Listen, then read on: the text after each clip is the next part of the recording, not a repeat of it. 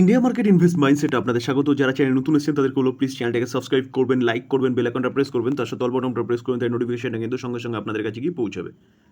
এখন কিন্তু আমরা অনেকগুলো কোম্পানির রেজাল্টটা অ্যানালাইসিস করার চেষ্টা করব। থাম্বনেলে আপনারা দেখেছেন, তো চলুন এক এক করে আমরা রেজাল্ট দেখি, কারণ গুরুত্বপূর্ণ কোম্পানি এবং রেজাল্টটা কিন্তু অবশ্যই আমাদের জানা দরকার যারা আমরা শেয়ার মার্কেটে রয়েছি। অন্তত গুরুত্বপূর্ণ কোম্পানি হচ্ছে BSc. BSc Bombay stock exchange কোথায় লিস্টেড আছে? এনএসসিতে আছে। যেটা একটা কোম্পানি, যে কোম্পানিটা কিন্তু এনএসসিতে লিস্টেড আছে, এই কোম্পানিটাও আজকে রেজাল্ট ডিক্লেয়ার হয়েছে। তো চলুন অ্যাট ফার্স্ট আমরা কিন্তু রেজাল্টটা আগে দেখে নিই। আমরা কিছুদিন আগে কিন্তু এনএসসি রেজাল্ট দেখেছিলাম, সেখানে এনএসসি কিন্তু যথেষ্ট ভালো পারফরমেন্স করেছে। আমরা সিডিএসএল এর রেজাল্ট দেখেছিলাম, সিডিএসএলও কিন্তু যথেষ্ট ভালো রেজাল্ট করেছে।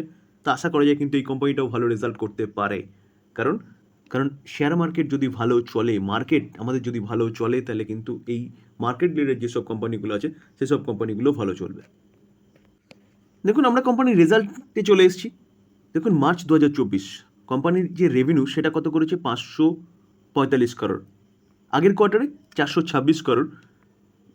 আগের বছরে এই কোয়ার্টারে অর্থাৎ মার্চ 2023 দেখলে দেখাবে 259 করোড়। তা 259টা ইয়ারলি কত হয়েছে? 545, ডবল বলতে পারেন। এবং কোয়ার্টারলিও কিন্তু যথেষ্ট ভালো পারফরমেন্স করেছে। তো আমরা যদি খরচা দেখি, এক্সপেন্সেস দেখি, তাহলে দেখলে দেখাবে, দেখুন এক্সপেন্সেস কী করেছে।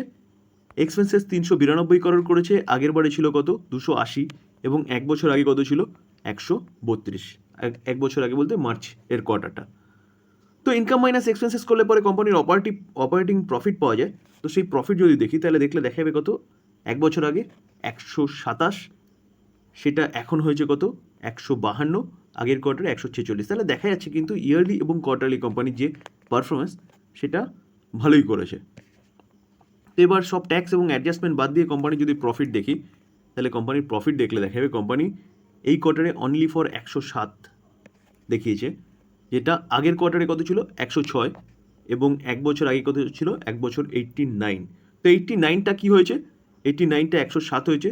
ইয়ারলি যথেষ্ট ভালো পারফরমেন্স করেছে, কোয়ার্টারলিও কিন্তু সামান্য একটা জাম্প দেখা গেছে। তাহলে বলা যেতে পারে কোম্পানির যে রেজাল্ট সেটা কিন্তু মোটামুটি ঠিকঠাক আছে। স্যার আমি সবসময়ের জন্য বলি এই কোম্পানিটা কিন্তু এভারগ্রিন কোম্পানি লং টার্ম ইনভেস্টমেন্টের জন্য। যদি আপনার মনে হয় যে এখান থেকে নিফটি বা সেন্সেক্স আরও অনেক বাড়বে, আমাদের ইন্ডিয়ান মার্কেট বা ইন্ডিয়ান ইকোনমি ভালো করবে, তাহলে এই বিএসসিকেও কিন্তু চলতে হবে। দেখুন চার্ট দেখলে দেখতে পারবেন যে এক বছরে কোম্পানিটা কত? 430% রিটার্ন দিয়েছে। কেন? কারণ মার্কেট ভালো করছে বস। মার্কেট ভালো করলে এই কোম্পানি কিন্তু ভালো করবে, ঠিক আছে? দেখুন 5 বছরের চার্ট যদি দেখি, তাহলে দেখুন চার্ট দেখলে দেখা যাবে 20 পরে বুল রান এসছে, কোম্পানি দৌড়েছে। 21 পরে বিয়ার রান এসছে, কোম্পানি নিচে এসছে। আবার 21 মোটামুটি 22 শেষের দিকে 23 দিক থেকে বুল রান এসছে, কারণ ইনফ্লেশন কন্ট্রোলে চলে এসেছিলো, সব কিছু কন্ট্রোলে চলে এসেছিলো, কোম্পানি ভালো আবার রকেটের মতো ছুটেছে, যেহেতু মার্কেট ভালো করেছে। দেখুন 5 বছরে 1284% রিটার্ন দিয়েছে, এভারগ্রিন স্টক। তো এই জায়গায় বাই করাটা বোকামো হবে। এখান থেকে যদি কিছুটা কারেকশন হয় তাহলে গিয়ে আপনি চিন্তাভাবনা করতে পারেন। তার পাশাপাশি দেখলে দেখাবে কোম্পানিটা কিন্তু ডিভিডেন্ড দিয়েছে। কত? 15 টাকা করে কিন্তু একটা ডিভিডেন্ড দিয়েছে। এবার কিন্তু আমরা এলএনটি রেজাল্ট নিয়ে আলোচনা করব। ইনফ্রাস্ট্রাকচার বলুন, টেকনোলজি বলুন, ডিফেন্স সেক্টরে বলুন, রেলওয়ে বলুন, সব সেক্টরে কিন্তু এই কোম্পানিটার এক্সপোজার রয়েছে। এভারগ্রিন স্টক আজকের দিনে 1.5%-এর উপরে কিন্তু একটা আফসাইড মুভমেন্ট দেখিয়েছে। আমরা যদি এক বছরের চার্ট দেখলে দেখাবে এক বছরে 46% রিটার্ন দিয়েছে। এবং 5 বছরে দেখলে দেখাবে কোম্পানিটা কিন্তু 157% রিটার্ন দিয়েছে। মার্কেট ক্যাপ কত দেখুন? মার্কেট ক্যাপ হচ্ছে 4.78 লাখ করোড়। নিফটি 50-র অংশ এবং ইনফ্রাস্ট্রাকচার জগতের একটা হাতি। সারা ওয়ার্ল্ডে কিন্তু এলএনটিকে এক নামে সবাই চেনে। তো সেই কোম্পানি একদম চোখ বন্ধ করে ভরসা করার মতন কোম্পানি। চলুন কোম্পানিটার রেজাল্টটা কী হয়েছে সেটা দেখে নিই। আমরা যদি মার্চ 2024 দেখি, তাহলে দেখলে দেখা যাবে কোম্পানিটা কিন্তু কত করেছে? 67,069 কোম্পানি কী করেছে? ইনকাম করেছে। আগের কোয়ার্টারে অর্থাৎ ডিসেম্বর কোয়ার্টারে 55,128। তো ম্যাসিভ জাম্প করেছে কিন্তু কোয়ার্টারলি। এবং ইয়ারলি দেখলে দেখা যাবে, দেখুন এক বছর আগে কোম্পানি 58,335, সেটা কিন্তু 67,000 হয়েছে। তো দেখা যাবে ইয়ারলি এবং কোয়ার্টারলি কিন্তু দুটোই কোম্পানির যে সেলস বা রেভিনিউ সেটা জাম্প করেছে। এবং খরচা যদি দেখি তাহলে দেখলে দেখা যাবে কিন্তু এক বছর আগে 58,226 ছিল, আগের কোয়ার্টারে 47,929 ছিল, আর এক বছর আগে কত ছিল? এক বছর আগে ছিল 49,981। তো দেখা যাচ্ছে কোম্পানির ইনকাম যেরকম বেড়েছে সেরকমভাবে কিন্তু কোম্পানির যে খরচা সেটাও কিন্তু বেড়েছে। তো এবার আমরা কি দেখব? ইনকাম মাইনাস এক্সপেন্সেস করলে পরে অপারেটিং প্রফিট পাওয়া যায়। তো এক বছর আগে কোম্পানি কি করেছিল দেখুন, এক বছর আগে কোম্পানি 8,354 করোড় প্রফিট ছিল। আগের কোয়ার্টারে 7,199 করোড়, এই কোয়ার্টারে কিন্তু 8,653 করোড়। দেখুন এক বছর আগে কি বললাম? 8,354, তো 8,354টা কিন্তু 8,653 হয়েছে। তো কোম্পানির প্রফিট কিন্তু ইয়ারলি জাম্প করেছে এবং কোয়ার্টারলি কিন্তু ভালো করেছে। তো এবার চলুন আমরা মেন প্রফিটে চলে যাই, যে প্রফিটটা হচ্ছে সব রকম অ্যাডজাস্টমেন্ট ট্যাক্স বাদ দিয়ে। তো সেটা দেখতে পারবো। দেখুন এক বছর আগে কোম্পানি কি করেছে? এক বছর আগে কোম্পানি দেখুন, এটা হচ্ছে মার্চ, হ্যাঁ মার্চ। তো এক বছর আগে কী করেছে? 4,459 করোড়। এখন সেটা হয়েছে কত? 5,013। তো 4,400টা 5,013 হয়েছে। ইয়ারলি অনেকটাই নেট প্রফিট বা অপারেটিং প্রফিট জাম্প করেছে এবং কোয়ার্টারলি 3,593টা 5,000 হয়েছে। তাহলে বলা যেতে পারে কোম্পানির রেজাল্ট কিন্তু যথেষ্ট ভালো করেছে। রেজাল্টের পাশাপাশি কিন্তু কোম্পানিটা কী করেছে? 28 টাকা করে একটা ডিভিডেন্ডও ডিক্লেয়ার করেছে।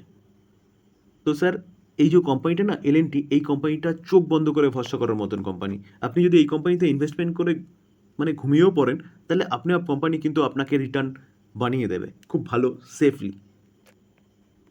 ভারত ফোর্জ, দেখুন ভারত ফোর্জ হচ্ছে ডিফেন্স সেক্টরে একটা দিগ্গজ কোম্পানি।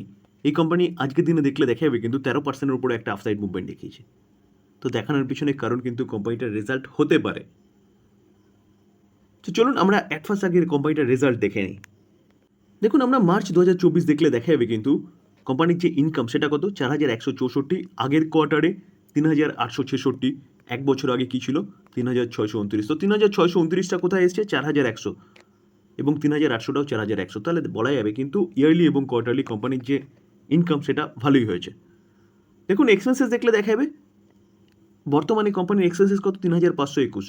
আগের কোয়ার্টারে 3,169 এবং এক বছর আগে 3,191। তো ইনকাম যেরকম বেড়েছে সেভাবে কিন্তু কোম্পানির যে খরচা সেটাও বেড়েছে। তো ইনকাম মাইনাস এক্সপেন্সেস করলে পরে কোম্পানির অপারেটিং প্রফিট পাওয়া যায়। তো সেটা দেখলে দেখা যাবে এখন কোম্পানি 643 করোড়, আগের কোয়ার্টারে 698 করোড় এবং এক বছর আগে কোম্পানি 438 করোড়। তো 438টা কিন্তু 643 হয়েছে, অনেকটাই জাম্প করেছে। কোয়ার্টারলি যদিও বা কোম্পানির মধ্যে একটা গিরাবাট দেখা গেছে। দেখুন এই যে কোম্পানিগুলো ডিফেন্স সেক্টরের কোম্পানি এবং কন্টিনিউয়াসলি যখন অর্ডার পাবে তখন কিন্তু এই কোম্পানিগুলোর পিএনএল বাড়বে। তো এটা বলতে পারেন যে আগের কোয়ার্টারের থেকে এই কোয়ার্টারে অর্ডার খুব একটা ভালো আসেনি, যার জন্য কোয়ার্টারলি কিছুটা গিরাবাট দেখা গেছে। তো ইয়ারলি কিন্তু কোম্পানির মেন 438 থেকে সেটা বেড়ে কত হয়েছে? 643। তো এবার আমরা নেট প্রফিট দেখে নেব, যেটা সব রকম অ্যাডজাস্টমেন্ট এবং ট্যাক্স বাদ দিয়ে। তো এক বছর আগে অনলি ফর 128 ছিল, সেটা কত হয়েছে? সেটা দেখুন 227 হয়েছে। ইয়ারলি তো প্রায় ডবল বলতে পারেন এবং কোয়ার্টারলি সামান্য একটু গিরাবট কিন্তু দেখা গেছে। তাহলে বলা যেতে পারে এই কোম্পানির যে রেজাল্টটা দেখেছে সেটা কিন্তু ঠিকঠাক আছে। স্যার রেজাল্টটা ডিউরিং মার্কেটে এসছে, যার জন্য কিন্তু এতটা ভালো আপসাইড মুভমেন্ট দেখিয়েছে। রেজাল্টটা কিন্তু যথেষ্ট ভালো হয়েছে ইয়ার অন ইয়ার বেসিস। তো স্যার ডিফেন্স সেক্টরের কোম্পানি, গভর্নমেন্ট কিন্তু মেক ইন ইন্ডিয়ার ওপর জোর দিয়েছে, অর্থাৎ আত্মনির্ভরের ওপর জোর দিয়েছে, যেটা কিন্তু ইউক্রেন রাশিয়া যুদ্ধের পরে কিন্তু যে গভর্নমেন্ট যে এই যে স্ট্যান্ড, এটা কিন্তু একদম ফলপ্রসূ হয়েছে। কেন বলছি? কারণ ইউক্রেন রাশিয়া যুদ্ধের সময় কিন্তু ইউক্রেনকে রাশিয়ার প্রতিদ্বন্দ্বী করতে গিয়ে সারা মানে বিদেশের ওপর ডিপেন্ডেন্সি কন্টিনিউয়াসলি বেড়ে গেছে। কারণ নিজেদের দেশের তাদের কিচ্ছু নেই, কখন ইউএস দেবে, কখন ইউকে দেবে, কখন ফ্রান্স দেবে বা কখন জার্মানি দেবে, তারপর তারা ডিফেন্সের প্রতিদ্বন্দ্বিতা করবে। তো যার জন্য কিন্তু গভর্নমেন্ট এই যে ডিপেন্ডেন্সি এটাকে কমিয়ে দিয়ে নিজেদের দেশের কোম্পানিগুলোকে স্বাবলম্বী করার চেষ্টা করছে এবং সেটাই করছে। তার সাথে সাথে কিন্তু গভর্নমেন্ট কী করছে? ইম্পোর্টটাকে কমিয়ে দিয়ে এক্সপোর্টের ওপর জোর দিয়েছে।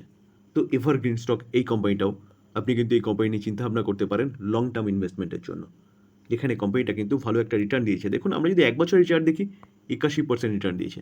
আমরা যদি কোম্পানিটার 5 বছরের চার্ট দেখি 208% রিটার্ন দিয়েছে। গভর্নমেন্ট তার স্ট্যান্ডটা চেঞ্জ করেছে কিন্তু 2020 পর থেকেই।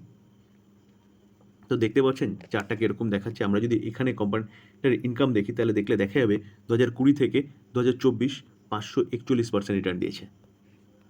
তো স্যার এই কোম্পানি নিয়ে আপনারা চিন্তাভাবনা করতে পারেন লং টার্ম ইনভেস্টমেন্টের জন্য ডিফেন্স সেক্টরের কোম্পানি হিসেবে। এই ছিল 3টে সবচেয়ে বড় বড় কোম্পানির রেজাল্ট এবং রেজাল্টগুলো কিন্তু যথেষ্ট ভালো হয়েছে। এই 3টে কোম্পানি কালকে কিন্তু রাডারে রাখতে পারেন। এই ছিল আলোচনা। যদি আলোচনা ভালো লাগে, যারা চ্যানেল নতুন এসেছেন তাদের বলবো প্লিজ চ্যানেলটাকে সাবস্ক্রাইব করবেন, লাইক করবেন, বেল আইকনটা প্রেস করবেন, তার সাথে অল বাটনটা প্রেস করবেন, তার নোটিফিকেশনটা কিন্তু সঙ্গে সঙ্গে আপনাদের কাছে গিয়ে পৌঁছাবে। থ্যাংক ইউ, ভালো থাকবেন।